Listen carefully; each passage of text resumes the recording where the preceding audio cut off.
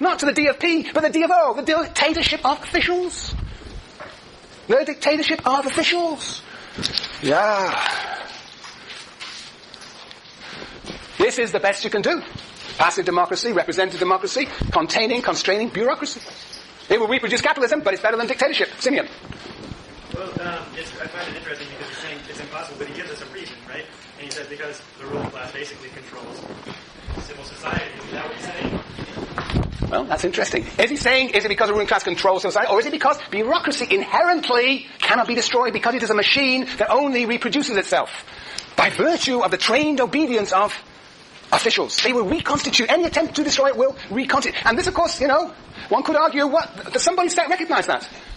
Who recognized the fact that you cannot destroy bureaucracy?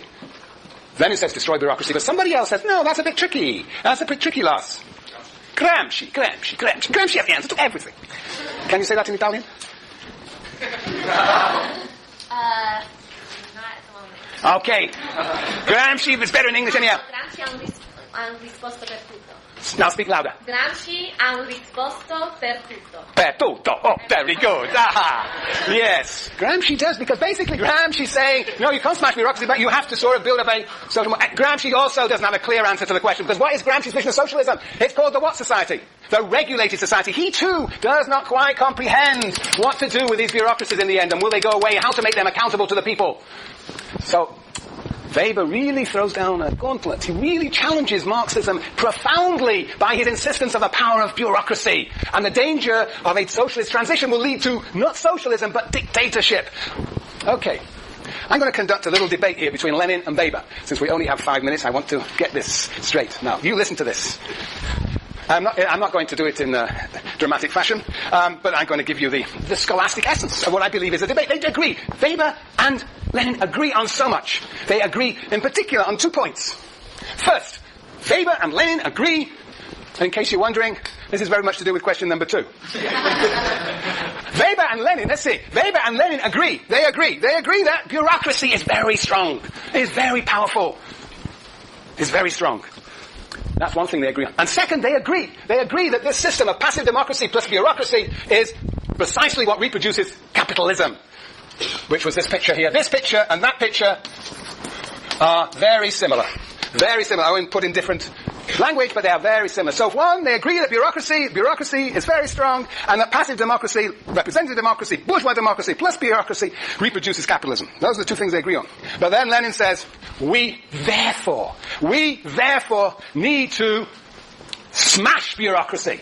Because it is so strong, we need to smash bureaucracy. And we can only do so through revolution, not through reform or peaceful means. You need to use revolutionary tactics to smash bureaucracy and then make quite sure it does not reappear by installing a dictatorship of the proletariat in which officials are subject to instant recall, an average work person's wage, and are elected.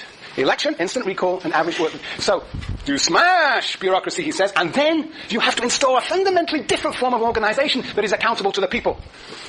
Yes. And Weber says, you are out of your mind. You are deluded. You are a dangerous man. You should be locked up. You are going to be manipulating and misleading the masses.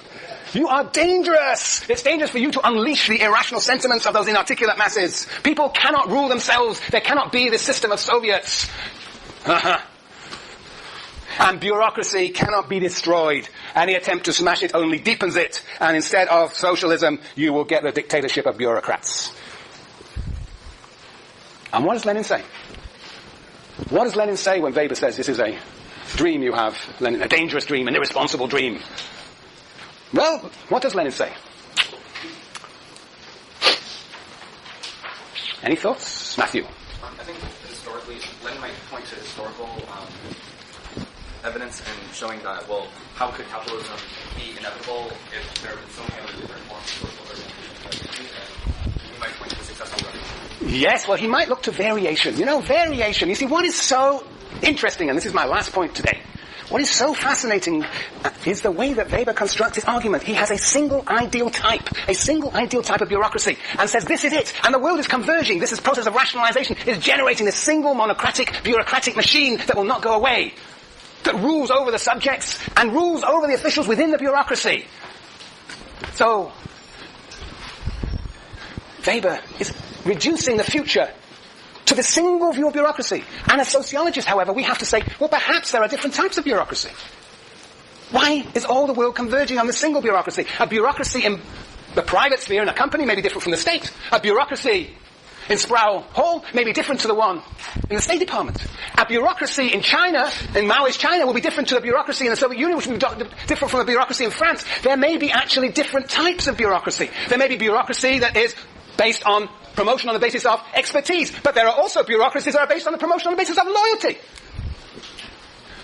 There are bureaucracies in which rules come down from heaven are made by chiefs, but there are bureaucracies in which rules are made by the officials themselves, a democratic form of bureaucracy. So, the thing to do as sociologists is to recognize, Lars, Anderson, and Alex, to recognize that there are three different types of bureaucracy. The Norwegian bureaucracy may be different to the Swedish bureaucracy. And that we should recognize these differences, because in recognizing those differences, one may understand that there may be something called a socialist bureaucracy, as opposed to a capitalist bureaucracy. That Weber, by occluding, by making invisible these relations, is missing the fact that this bureaucracy appeared in capitalism and may have a capitalist character. And so perhaps what he regards as universal may actually be particular. We've already seen signs that it's particular to Germany. That this may be a particular type of bureaucracy, and there may be other types. Hope resides in comparison. Hope resides in the recognition of difference. That what exists is not naturally inevitable. That will depend upon comparative analysis. That is the task that sociologists have set themselves following Weber. And we'll talk about legitimacy on Tuesday.